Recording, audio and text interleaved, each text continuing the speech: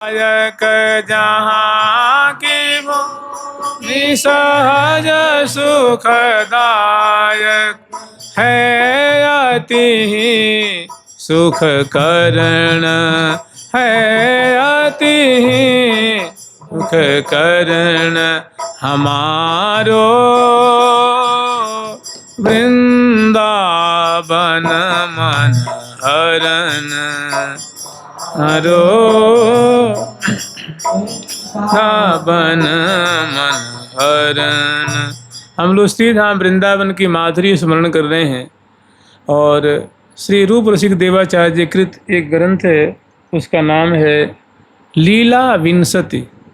संस्कृत में विंशति माने होता है 20, माने 20 प्रकार की, जैसे श्री ध्रुवदास जी महाराज जी ने लिखा है 42 तरह की लीलाएं, तो उसमें अनेक हैं, माने 42 प्रकार के अध्याय हैं, इसीलिए उस ग्रंथ का नाम है 42 लीला। और भी बहुत उसमें स्फुट पद हैं और ब्रज लीला भी हैं, लेकिन 42 लीला नाम के ग्रंथ नाम से प्रसिद्ध है। ठीक ऐसे ही छोटे छोटे अध्याय हैं।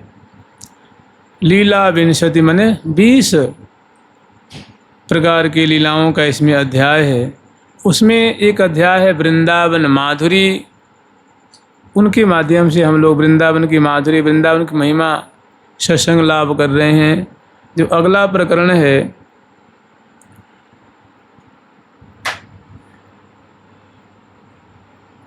कह रहे हैं आचार्य चरण की, भैया वृंदावन वैसे सामान्य जनों को दिखता नहीं है। जानते हैं वृंदावन खास करके किसको अपना स्वरूप दिखाते हैं? जिसके हृदय में लौल्य है, जो प्रेमाक्तयी है, प्रेमाप्लुतयी है, जो प्रियालाल के प्रेम में, धाम के प्रेम में, नाम में बड़े डूबे रहते हैं, सराबोर रहते हैं, उन पे बहुत जल्दी वृंदावन धाम कृपा करते हैं। ऐसे प्रेमी जनों पे जल्दी कृपा होती है। तो कह रहे हैं कि और अन्य जनों को ये वृंदावन का दिव्य स्वरूप दिखता नहीं है, इसलिए उनको थोड़ा कभी उनको अश्रद्धा भी होती है, भ्रम भी होता है, वो बहम में भी पड़ जाते हैं कि पता नहीं है कि नहीं है, क्या है, विशेष श्रद्धा न होने के कारण। तो वो बात स्वयं आचार्य चरण कह रहे हैं कि भाई बात ऐसी है कि वृंदा विपिन प्रभाव को जाने जोई प्रवीण। जो जो बड़ा मार्मिक साधक है, जो वृंदावन का प्रेमी साधक है, वृंदावन पे अपना सर्वस्व न्यौछावर किया हुआ है, जो प्रियाजू का विशेष कृपा भाजन है, ऐसा जो प्रवीण साधक है, चतुर साधक है, शरणापन्न साधक है, प्रेमी है, वही श्री धाम वृंदावन का दिव्य जो स्वरूप है, वृंदावन का जो मर्म है, वो जान पाता है। नहीं तो चम दृष्टि देखत नहीं। जो चर्म चक्षु हैं, ये वृंदावन का जो दिव्य स्वरूप है उसको नहीं देख पाते हैं, इसलिए उनमें अनास्था होने की विशेष अवसर रहता है। तो चम दृष्टि देखत नहीं सो माया आधीन। क्योंकि माइक ये जो चीज़ है, माया की चीज़ है, तो माइक चीज़ें दिखेगी ना। जो जड़ आँखें हैं तो जड़ चीज़ को देख पाते हैं, सूक्ष्म चीज़ को, दिव्य चीज़ को कैसे देख पाओगे? हाँ, कोई विशेष आचार्यों की कृपा हो जाए, प्रिया प्रीतम की हो जाए, वो सिर पे हाथ ही रख दें। जैसे एक बार की बात है कि एक संत बता रहे थे, अब तो नहीं रहे, बहुत अच्छे संत थे, ब्रजवासी थे, मुझे बहुत इतना सुंदर कंठ था उनका।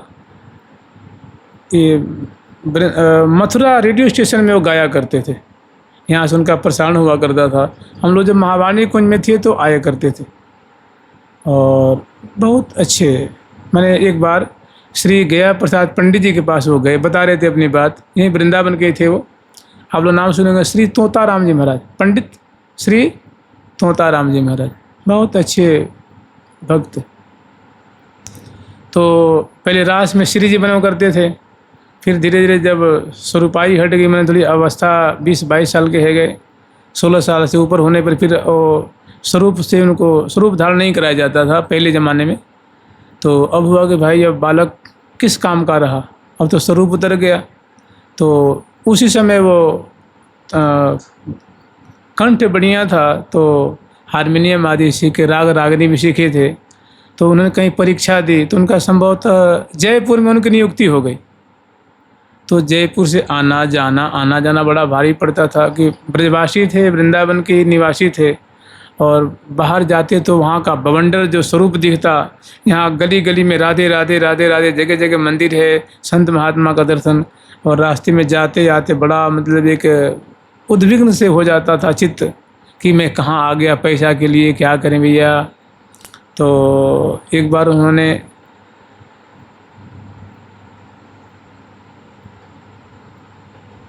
पंडित श्री गया प्रसाद जी के पास जा कर के कहा कि महाराज बाबा, हमारा मन तो बाहर लगता नहीं, लेकिन अब परिवार चलाना है तो कुछ ना कुछ राशि तो चाहिए।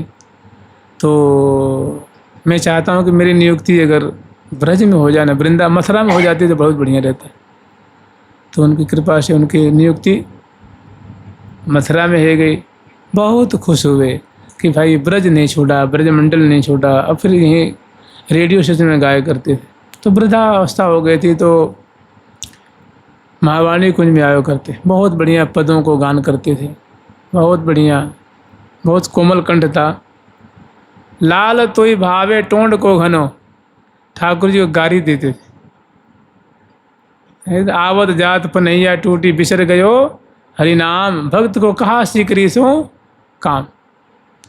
ऐसे तो मैंने बहुत सुंदर सुंदर पद गान करते थे। और वृंदावन के ऐसे निष्ठ, वृंदावन के प्रति बड़ा प्रेम था। भाई जन्म ही यहाँ हुआ था। तो अंत में कुछ दिन दुविधा रही और फिर वृंदावन धाम ब्रजमंडल ने उनको शरण दे दी। उनका जीविकोपार्जन भी हो गया, निष्ठा भी बनी रही। मैं किस बात पे कह रहा था भाई, चमदृष्टि देखत नहीं सो माया अधीन। तो वो बड़े भावुक थे, गाते थे तो बहुत रुदन करते थे। तो उन्हें कई बार वृंदावन धाम की अनुभूति हुई थी।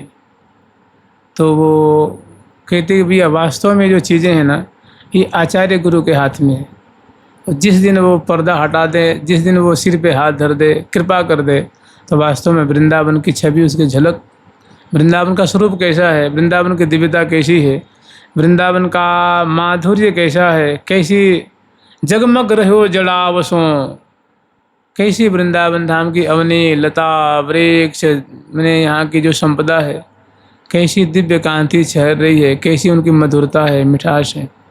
जाने जो ही प्रवीण, जो प्रवीण है मैंने कृपा भाजन है, वे ही इस मर्म को जान पाते हैं। अन्यथा चमदृष्टि देखत नहीं, सामान्य जन को तो ये दृष्टिगत नहीं हो पाता है। और सामान्य जन ही तो फिर असामान्य होते हैं ना। धीरे धीरे वही भजन करके, कृपा मना करके, और वही एक दिन अच्छे भक्त बन जाते हैं, वही कृपा भाजन हो जाते हैं। चमदृष्टि देखत नहीं सो माया। तो माया के अधीन जो है, माइक जो इंद्रिय ग्राम है, वो माइक वस्तु ही देखेंगे ना, वो अलौकिक वस्तु कैसे देख पाएंगे। हाँ, अगर कोई विशेष कृपा हो तब इसी आँखों में वो दिव्यता छा जाएगी, दिव्य शक्ति आ जाएगी, और यही आँखें उसको देख लेंगी। और नहीं तब तक प्रतीक्षा करें, तब तक रोनो गानो, कृपा मनानो, और उनके लिए उनकी प्रतीक्षा करने, उनकी उम्मीद करने, आशा रखने, यही सहारो है। वृंदावन यश सुनन की जाके रुचि नहीं हो, इस बात पे संतों ने बड़ा जोर दिया है। जानते हैं, हो सकता है एक बार में ना हो, 2 बार में ना हो, 100 बार में ना हो, 1000 बार में ना हो, लेकिन जब किसी की यश सुनते हैं तो उसके प्रति आत्मीयता होती है। आप किसी की महिमा सुनेंगे ना, किसी की बड़ाई सुनेंगे, तो उसके प्रति आत्मीयता हो जाती है, उसके प्रति आसक्ति होती। तो कह रहे हैं कि वृंदावन माने वृंदावन के प्रति प्रेम उपजाने के लिए, वृंदावन के प्रति हमारा भी प्रेम उपजे, हमारी भी आसक्ति बढ़े, हमारा भी इनके प्रति अपनापन बढ़े। तो कह रहे हैं उनके लिए बहुत बढ़िया उपाय है कि वृंदावन यश सुनन की जाके रुचि नहीं हो, ताको तजिए तुरत ही, ता वासम दुरितन को। कह रहे भैया कि जो वृंदावन धाम का यश सुनते हैं तो उनके प्रति अपनापन होता है, प्रेम बढ़ता है और श्रद्धा बढ़ती है, आत्मीयता बढ़ती है, फिर उनकी विशेष कृपा का अनुभव होता है। तो कह रहे हैं कि ऐसे लोगों का संग मत करना जो वृंदावन के प्रति उपेक्षा बुद्धि रखते हों, जिनकी वृंदावन के प्रति उतनी श्रद्धा नहीं है। तो क्योंकि उनको अगर तुम कभी वृंदावन की महिमा सुनाओगे, बताओगे, तो उसमें वो अरुचि पैदा करेंगे, चाहे उनके भाव है नहीं है तो तुम्हारा भी भाव घट जाएगा। तो ऐसे जो पाप रूप हैं, ऐसे जो दुरित कहते हैं पाप को, कहने के बाद उसके समान कोई पापी नहीं है। वासम दुरितन को, जिसको वृंदावन का जस, कीर्ति, महिमा, मधुरता जिसको सुनने में अच्छा नहीं लगता है, वे वैष्णव वेश धारण किए हुए हैं, भक्त वेश धारण किए हुए हैं। तो कहते हैं भैया देखो, भक्त आ ही बहु भांति के, भक्त भी एक तरह के नहीं है ना। देखिए सभी भक्त हैं ना, वो सभी भक्त धामनिष्ठ नहीं होते हैं। एक हमारे यहाँ साधु आए थे अभी 1-2 महीना पहले, तो उसमें बहुत गर्मी पड़ रही थी। तो कह रहे मैं ऋषिकेश जा रहा हूँ, वहाँ बहुत ठंडी है। तो ऐसे पहले भी हम लोग देखते थे कि जब वृंदावन में खूब साधु मिलते थे, तो जो ही बैसाख का महीना आता ना, तुरंत वो ऋषिकेश, हरिद्वार, बद्रीनारायण चले जाते थे। और जो ही वो दिसंबर या अक्टूबर का महीना आता, माने कार्तिक का महीना आता, तो वहाँ से चले जाते थे। तो कहते हैं कि वो फसली महात्मा होते, माने फसल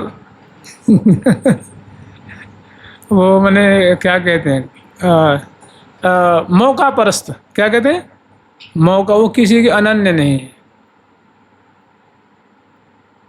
तो कह रहे हैं कि हो सकता है ऐसे से आप वृंदावन की महिमा कहोगे, सुनोगे, तो कहे महाराज क्या रखा हुआ, जैसे ये हमें तो कोई अंतर लगता नहीं है भाई, जैसा हरिद्वार है वैसा ये है, जैसे काशी है वैसे वृंदावन है।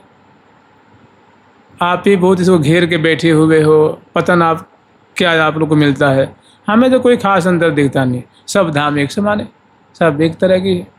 तो क्योंकि उनके वृंदावन धाम के प्रति आत्मीयता नहीं है, निष्ठा नहीं है, तो कह रहे हैं कि ऐसे अगर जन हों तो वृंदावन यश सुनन की जाके रुचि नहीं हो। वृंदावन की महिमा को श्रवण करने में जिसकी रुचि न हो, भाव न हो, प्रेम न हो, लालसा नहीं हो, लोलुपता न हो, तो कह रहे भैया उन जनों को ताको तजिए तुरंत ही, उनसे संबंध तुरंत हटा लो जी। वासम दुरित न खो, उसके समान तुम्हारा अनिष्ट करने वाला कोई नहीं है। कि तुम्हारे हृदय में जो वृंदावन के प्रति जो एक अंकुर पैदा हुआ है, उसमें ऐसा गर्म पानी डाल देगा कि वो अंकुर ही खत्म हो जाएगा।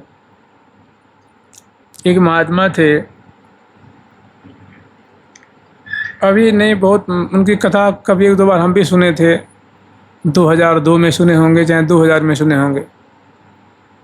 सन्यासी महात्मा थे। तो सन्यासी महात्मा भला वृंदावन के बारे में क्या वर्णन करेंगे।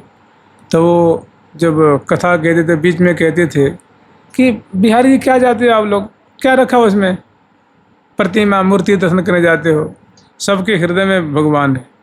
बताओ ऐसा जो साधक होगा, जो भक्ति पक्ष का साधक है, जो गोपाल जी की सेवा करता है, प्रिया प्रीतम की सेवा करता है, चित्रपट में प्रिया प्रीतम को देख रहा है, हंस रहा है, आरती उतार रहा है, उसके हृदय पे क्या पड़ेगा जी, वज्राघात कर देंगे ना वो, क्योंकि वो अद्वैतवादी थे।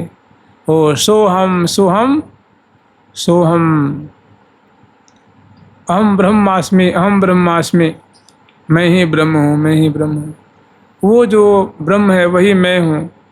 तो ऐसे लोगों का संग जो भक्ति पक्ष के साधक हैं, उनको लिए बड़ा दुखदाई हो जाता है। भक्ति के पौधा कोई सुखा देगा। तो ऐसे मतलब जिसके मैंने जितने साधु महात्मा भक्त भी होते हैं, तो सबकी निष्ठा वृंदावन के प्रति हो, ऐसी कोई बात नहीं है, कोई जरूरी नहीं है। सैकड़ों हजारों उनके नहीं है बहुत अल्प मात्रा में है। माने उसके लिए मरने मिटने को तैयार नहीं है, अपना सर्वस्व न्यौछावर करने को तैयार नहीं है। तो ऐसे सभी स्तुत्य हैं, सभी प्रणम्य हैं, तो जो वृंदावन के विशेष प्रेमी हो उन्हीं के पास बैठे उठे, वृंदावन की चर्चा सुने।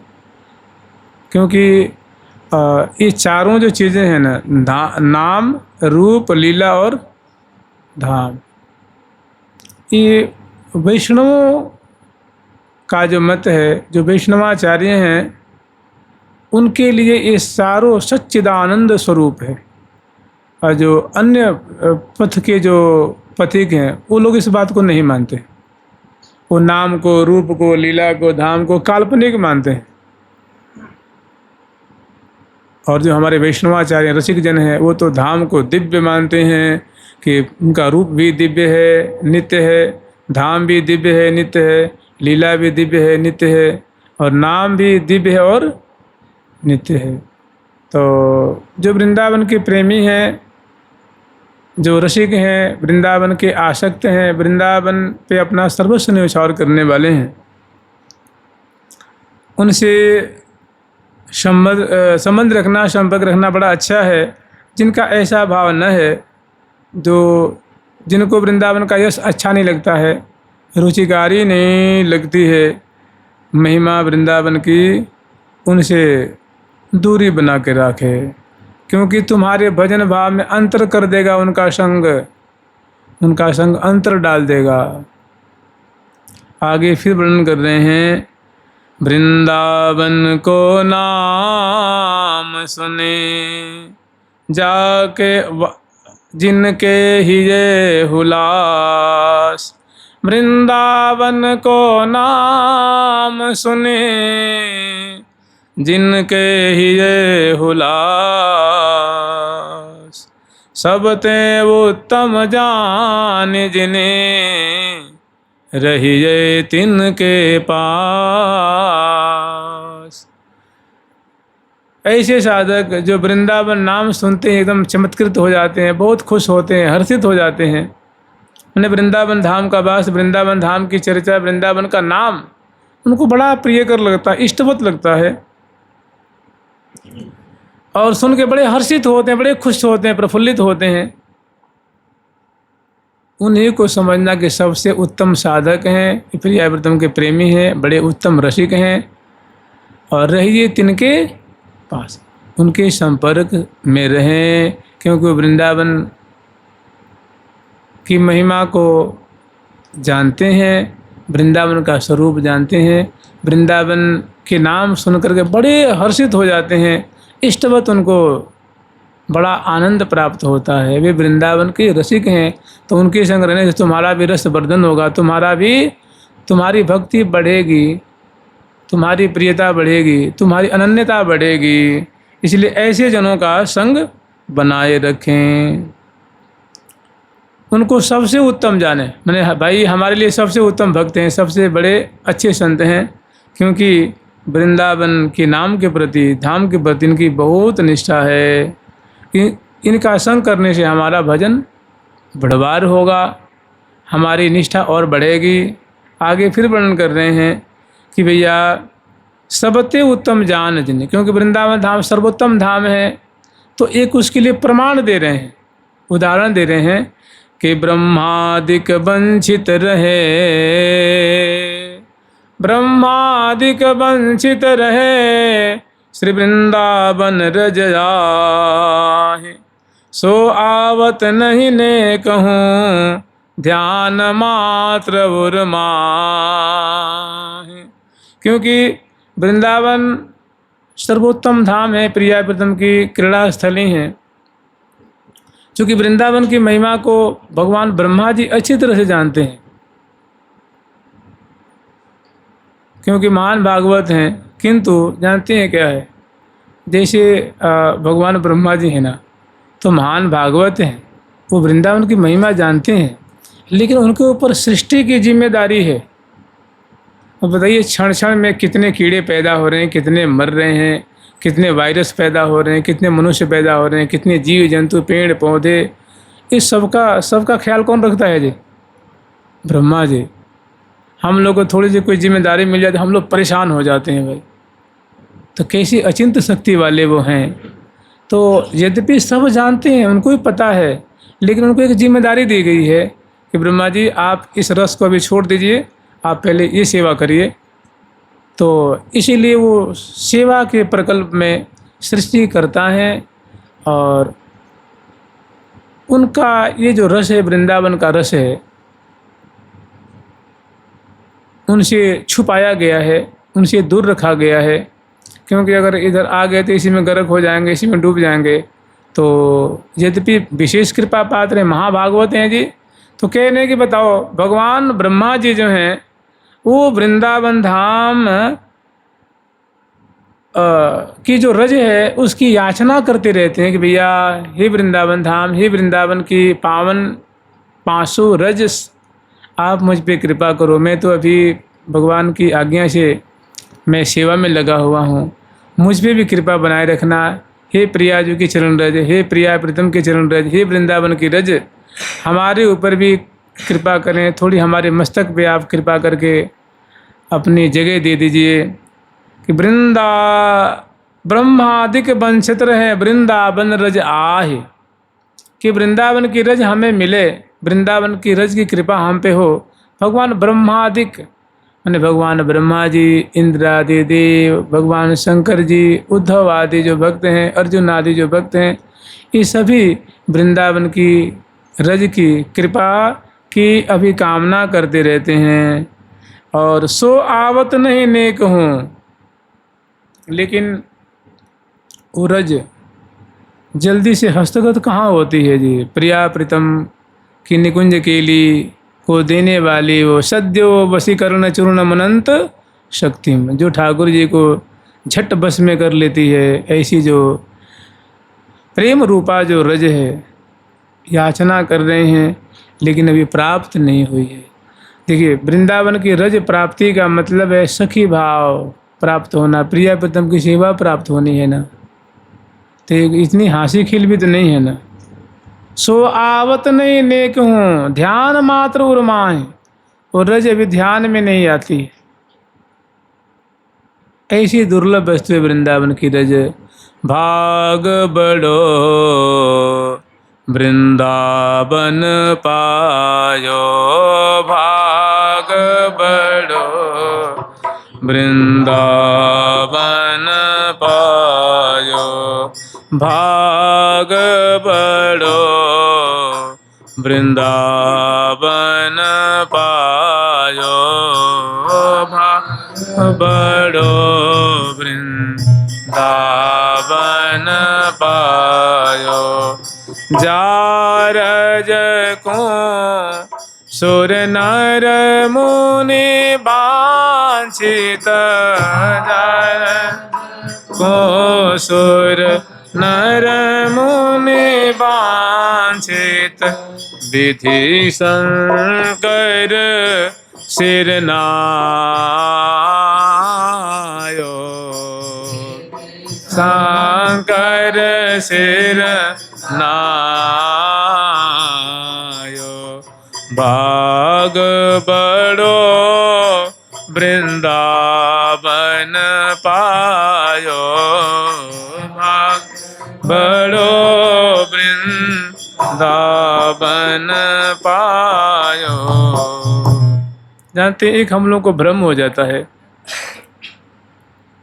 देखिए यही वृंदावन धाम है। जब ठाकुर जी ने अवतार लिया था तो अनंतानंत गोपियों के संग में इसी वृंदावन में, और इसी यही क्षेत्र है जिसको कहते हैं रमण रेती, ये जमुना का किनारा है जी। देखिए बड़ा घाट से जमुना निकलनी है ना। देखिए पहले बरसाने में जमुना जी थी, नंदगांव में जमुना थी, गिरिराज में जमुना जी थी, लेकिन समय का प्रभाव है आज वहाँ लुप्त हो गई हैं। तो ये जो बड़ा घाट आदि जो देख रहे हैं आप, बड़ा घाट, ये मदन टेर, गऊ घाट, काली घाट, ये सब जमुना जी का क्षेत्र है। ये सब रमण रेती है, मतलब कि जमुना पुलिन है। आज से 40 साल पहले जो महानुभाव देखें यहाँ खूब, ये जो परिक्रमा है राधा टीला महास, ये परिक्रमा में रज ही रज थी, मैंने बालू बालू थी, बहुत चमकती हुई बाल गैया यहाँ बैठे करती थी, झुंड की झुंड गाय बैठती थी। लेकिन आज प्रभाव देखो सब मार्बलाइज हो गया, सब देखो डाबर के रोड हो गई। कहने मतलब ये रमण रेती जहाँ ठाकुर जी ने रास के बाद रास रमण किया था, वही क्षेत्र जब रास रमण कर रहे थे गोपियों के संग में, रास विलास महारास की लीला हो रही, उस समय भी तो प्रिया प्रीतम की परिचर्या हो रही थी ना इसी वृंदावन में। अष्टकालीन सेवा, 8 सखी जो है वो दल की दल जो है वो मंगला करा रही हैं, स्नान करा रही हैं, श्रृंगार करा रही हैं, लेकिन गोपिन को पता नहीं। यही दिव्यता है।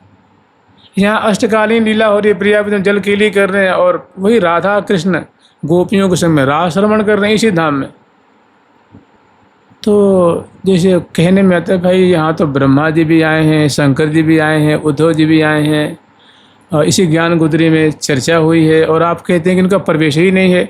और देखो यहाँ बंसीबट में श्री गोपेश्वर बाबा विराजमान है, बैठे हुए हैं, उनकी सेवा पूजा चल रही है, उन्हें वृंदावन सेवन कर रहे हैं। तो जैसे गोपियों के संग में ठाकुर जी ने यहाँ रमण किया, अरे भी और की बात छोड़ दीजिए, जब गोपियों के संग में जब वो रास केली का विस्तार कर रहे हैं, रास लीला हो रही है, तो एक गोपी को लगता है कि केवल प्रीतम मेरे संग है, अन्य के संग में तो है, उनको कुछ दिखता ही नहीं है। ऐसे प्रेम मग्न है कि बगल में जो गोपी है उनके संग भी कृष्ण है, उनके संग भी कृष्ण है, उनके बगल में जो गोपी उनके संग भी कृष्ण है। और कितना मंडल है, मंडल में एक गोला, दूसरा गोलाकार, तीसरा गोलाकार, चौथा गोलाकार, इसको मंडल कहते हैं। और एक जिस मंडल पे रासलीला होती है उसको भी मंडल कहते हैं। तो कितना मंडल है और प्रत्येक गोपी कृष्ण, गोपी कृष्ण, गोपी कृष्ण। तो एक गोपी के संग ऐसे प्यारे के रूप माधुरी में लुभाई हुई हैं कि उनको दाईं और बाईं और आगे पीछे कुछ दिखता ही नहीं है। उनको लगता है केवल मेरे संग प्यारे जो हैं वो रमण कर रहे हैं। तो जब ऐसी अचंभे की बात है, एक गोपी से दूसरी गोपी को पता नहीं लग रहा है, तो यहाँ और भी लीला चल रही है, नित्य विहार चल रहा है। अगर गोपी जनों को पता न हो तो इसमें कौन आश्चर्य की बात है। तो ये नित्य विहार स्थली है, यहाँ निरंतर नित्य विहार हो रहा है। यहाँ सड़कें भी हैं, सिद्ध महात्मा भी हैं, मंदिर भी है, देवालय भी है, सब है। लीला भी यहाँ द्वापर में हुई, उसमें भी उस लीला के परिकर, इस लीला के परिकर से बिल्कुल क्योंकि वो उस रस के अधिकारी नहीं हैं, तो उनको उस जानने की जरूरत भी नहीं है, उनको प्रिया प्रीतम ने जनाया भी नहीं। तो कहने का मतलब जैसे यहाँ भगवान ब्रह्मा जी भी आए हैं, है ना ब्रह्म कुंड, आप लोग देख रहे हैं, रंग जी के पास है ब्रह्म कुंड। यहाँ उतरे ब्रह्मा जी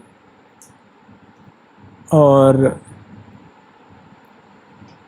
गोवत्स हरण किया था, कई कहते परखम में किया था, चौमुहा में कहते हैं, और बच्छ बने हैं, वहाँ गाय बछड़े चल रहे थे। और यहाँ ब्रह्म कुंड है, तो ब्रह्मा जी यहाँ भी आए थे, भगवान शंकर जी आए थे। इसका मतलब ये नहीं कि वो निकुंज में प्रवेश कर गए थे, समझ रहे हैं।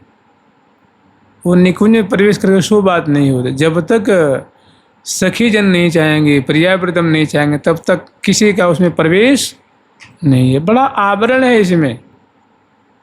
इसीलिए कहते हैं कि भाई मिली चलो, मिली चलो, मिल चल सुख महा, मिल चलो, ओ मिल चलो, मिल चल सुख महा, आना मिला चले अब सुख नहीं कदाही,